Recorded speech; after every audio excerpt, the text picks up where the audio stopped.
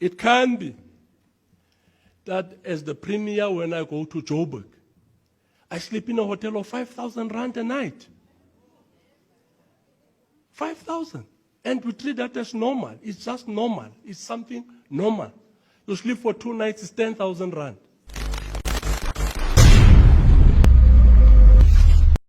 It is a wastage when I get into my office in the morning, I'm confronted by a bowl of fruit, of fresh fruits. That is a wastage. If I want fresh fruits, I can go and buy them myself. I can go and buy those fruits myself. Nobody should be running around buying fresh fruits. The premier will be in the office. That is a wastage. So if we cut these wastages in the system, we might relatively have enough resources to direct those resources to ensure that we improve the quality of lives of our people. It can be that as the premier, when I go to Joburg, I sleep in a hotel of 5,000 rand a night. 5,000. And we treat that as normal. It's just normal. It's something normal. You sleep for 2 nights, it's 10,000 rand. So we should stop those things. Those things must come to an abrupt end. We are not here for that.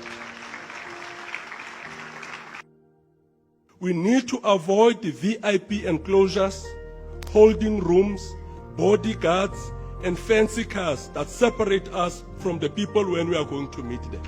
This is a conference resolution. This is what we resolved on. We are informed that when the official vehicle of the premier or MECs reaches 120 kilometers, they must be changed. That's what I was told when I got in. This is what the ministerial handbook is saying. Your car have reached 120,000 kilos, you need a new car. That's what I was told.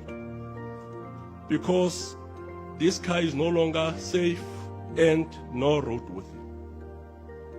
But in this very same province, we have ambulances with a mileage of 952,000 kilos that carry sick and vulnerable people to and from health centers. Nobody comes and informs you about that. That there's ambulances, the ambulance in Straitenberg, if you want to confirm what I'm saying, go and look at the mileage of the ambulance in Straitenberg. 952,000 kilos. And it's expected to ferry vulnerable, sickly residents of the Northern Cape to and from Kimberley. We can't be trapped in a moral dilemma and think this is a difficult question on what is it that we are supposed to do. What is it that we are supposed to do? This is a difficult question, comrade. That your car is 120,000 kilometers and you need a new car. And the people who voted you into power, who voted you into this office, and the most vulnerable, sickly of the Northern Cape, are being ferried in an ambulance with 952,000 kilos. There can't be a moral dilemma around resolving that issue. So if we lack imagination inside here about how to best address the major socio-economic challenges that confront this province, we are not going to be able to survive beyond the next elections. That is the reality. If we don't address the problem of half of the households of the Northern Cape living in poverty, we don't address the problem of half of the youth workforce being unemployed in the province, I see myself as the last premier of the ANC in the Northern Cape. To talk about me and say, there was this guy who was the last premier of the ANC in the Northern Cape, called Zamani Saul. We are going to hand this province over to the opposition.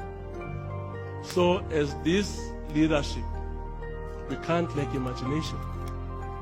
We have to come with creative ways on how best to resolve these contradictions in our society. Remember to leave your suggestions on topics you'd like us to cover in the comments below.